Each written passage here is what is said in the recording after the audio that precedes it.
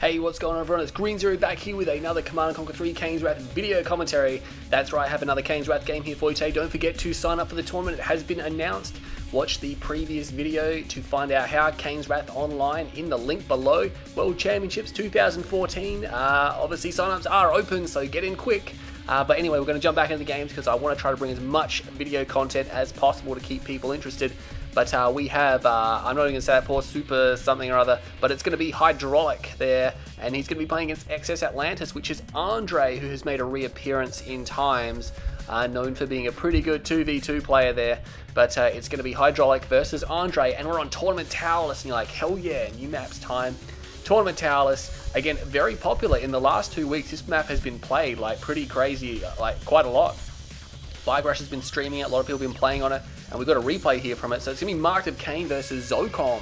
So let's see how this one's going to go down. Tournament Towers, you should know the map with the whip around before, but I didn't even check who was going to be Zocom. It's going to be eXs.Atlantis, aka Andre.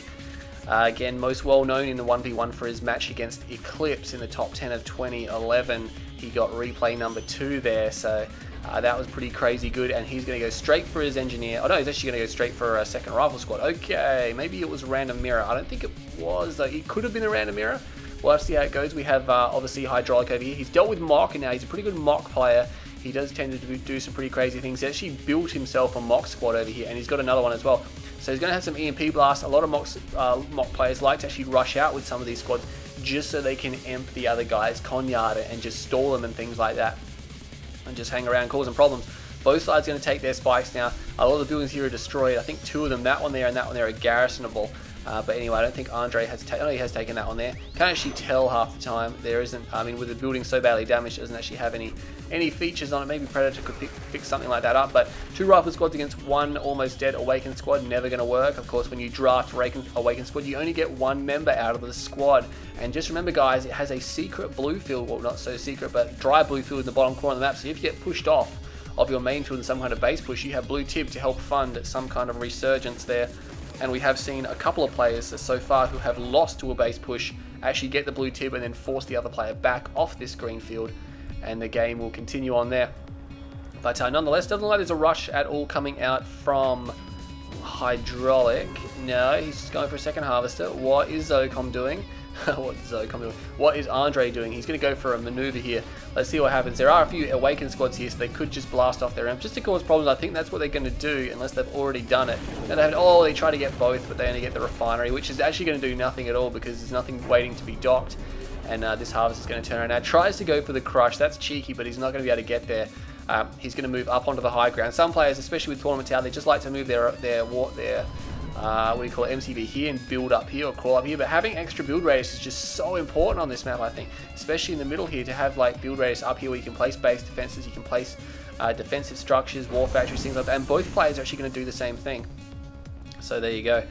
We got 3 harvesters here from Hydraulic. Didn't build a second power plant or anything, he just went straight for the expand, which has been made popular by Bike Rush, of course, saying don't worry about the power plant, just go for the expansion. I think Andre might have done the same thing. He has got 2 power plants. I'm not sure if one was placed there before the other one. And again, that's just causing headaches there. He's forced a harvester out of the refinery, and this other one now has to wait. If you emp it, it just causes him to go back to refinery because his tanks are basically full. And now he's going to turn around and go back straight away. But he does manage to clean the squad up, which is nice. And he's going to be pushing forward onto this field now. I think he's going for a ref, unless it's going to be a war factory. It'd be interesting if he does do double war factory. No, it's going to be a refinery, that's for sure. And what's going to happen over here now, we have Scorpion tanks coming out from Hydraulic here, and Pitbull Scout as well does notice the Scorpion tank. Is he going for Dozer Blade? No, he's not going for Dozer Blade, but oh, actually, he doesn't have a ref, does he? What's he doing with that? He must be doing something with that operation center, but I'm not sure what. He might be going for a fast tech. Is he going for fast tech? This would be crazy. I'm not sure why. Oh, I guess he might as well have expanded because his MCV wasn't doing anything at the time. Does kill the Pitbull Scout. Andre really should have kept that alive. That would have helped him out a lot. We got an APC here. Second war factory is down now from Andre. What's he doing? He's just playing a regular Zocom type game. He's actually got 2 war factories here, so he's going to be able to push a lot. Again, the middle ground is quite open. It's a tech center, so he has gone for fast tech, and he places it very far forward in a dangerous position, but of course it gives him extra build radius, so double-edged sword there. Let's see what Hydraulic has in mind now. He isn't going for Dozer Blades, so he's obviously built those Scorpion tanks just to either throw Andre off or just say, hey look, this is just for defense or something like that. But Andre is going for Predator Tank APC now. Again, he's going to be up against, I think, Obelisks, I assume, but of course Obelisks aren't going to do too much against superior numbers. And these Scorpion tanks are moving through this field now, and he better not be going for... No, he's going straight for a Redeemer, and an Obelisk comes down now. Oh, geez. Oh, man, Andre might be in a little bit of trouble. He's going to notice, hang on, there's an Obelisk there. And he's going to have to do something about that pretty quickly. Those two Scorpion tanks did make it through. There's a few rocket squads chasing them. But no, he's actually going for an armory, Zocom field suits and things like that. But he is actually pulling back now. He's got to do something because the Redeemer is about 25 seconds, maybe 30 seconds from being built. Oh, stalled a little bit there. Doesn't quite have the money he needs to pump that out. Could sell the operations center, even sell his war factory, I mean, if he really needs some cash. And he's got the hand of Nod there as well to pump out the engineers. But in a little bit of trouble. Is he building anything? He's going for a structure. It could be a second refinery. But to be honest, he's really pushed hard on this Redeemer. And Andre is not going to make a move here. And I think he's just waiting to build up his numbers before he does make a move. He's going to have infantry as well as a double war factory. And he's still pumping out Predator tanks. Now, if he gets Rage Gen, that's going to hurt. But I don't think it's going to wipe out this whole force. Did he sell his construction yard? He is sold his construction yard. Double barracks here. Is he sold? He's going for another upgrade. He's already got field suits. He's going for EMP grenades, and he's already building grenade squads as well. And now he's going to push forward on this attack. This is going to be huge. This is going to be huge. Rage Gen goes off. Doesn't get too much. It's going to force these guys to attack each other a little bit. Few tanks going down. Double Obelisk here now. EMP grenades just finished at that very second that I clicked on the Grenader squad. He now has the opportunity to throw down the EMP grenades on these forces here. And he does. He gets a blanket up, gets everything but the Redeemer.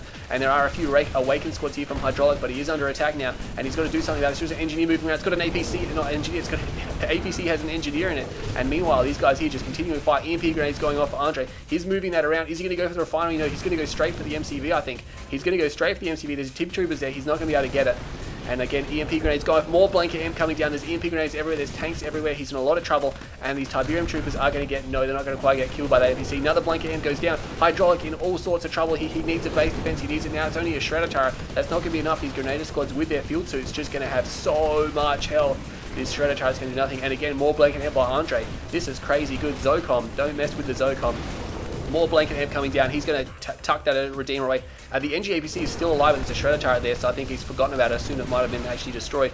But Hydraulic is in all sorts of trouble. You look at the Grenader squads in the middle. He's got so many Grenader squads. He's got way too many. I don't think he needs that many.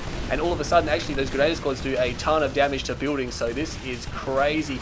He's got Grenader squads everywhere. Look at it. It's got to be at least a dozen Grenader squads here. At least Predator tanks and rocket squads. And now Andre's trying to pump out these Awaken. But all of a sudden, all these Grenader squads are just going to completely destroy them so fast. Does the EMP blast, but it's not going to be enough. I mean, the tanks really aren't his problem here. It's going to be the Grenaders and the rocket squads here. And he's trying to go, oh man, blanket amp goes everywhere. It's not going to affect too much because Hydraulic is selling up. I'm not sure where that APC went. The APC has made it back into the base, and he does take a refinery, but that's really nothing at all. I mean, it's only going to give him $500. Just pretty much gives him back the cost of the engineer, but he's still pushing forward. And Hydraulic is in all sorts of trouble. I don't think it's about to hold his attack. He's trying to get some infantry out, but again, there's so many Grenader squads here. EMP goes down, and he's going to take out the only refiner on this field here. And again, he is totally all his bits because he sold his MCV. Does he have a double ref? No, he only has a single ref, and that's it. That is it. Hydraulic just threw in the towel. Not a good place to end the game, right on nothing. But oh man. Oh, that was short and sharp, and I don't think Hydraulic saw that coming a mile away. He was like, hey, I got Obelisk down, I got Redeemer down, you know, I've got this area secured, tight, and all of a sudden, amp grenades everywhere. Like, that was crazy. 2.0 kill death ratio to Atlantis for Andre, 0.44 to Hydraulic, but I guess it was a good idea. Nice fast tech. Thought it was going to be really powerful. Andre's like, he's not even phased at all by that. A lot of players would have just cracked under that, but Andre's just like, hey, you know what? I'm just going to double racks and then sell my conyard and just go all in on this. And he actually smashed Hydraulic's front line. Just so much blanket amp, just amp after amp after amp after, and really the Redeemer did just about nothing aside from the Rage Gen there. And the Grenader squads, when there was so many of them, they do a lot of damage to buildings, and because he had like a dozen squads, they were just completely focusing those base defenses down so fast. And that was crazy. $62,000 to Andre, $46,000 to Hydraulic. So there you go. He got an extra, what do we got, $16,000 more than him. Only a 7.5 minute game. That's a real short one. Haven't casted such a short game in a while. But that fight in the middle was definitely worth watching this replay. I definitely recommend heading over and grabbing it and giving it a wub if you think it deserves your wub. But anyway, I'm Green Zero. Really hope you enjoyed that match. That was a cool little match, by the way. And don't forget to sign up for the tournament. Links in the description down below. And I'll see you all guys next time.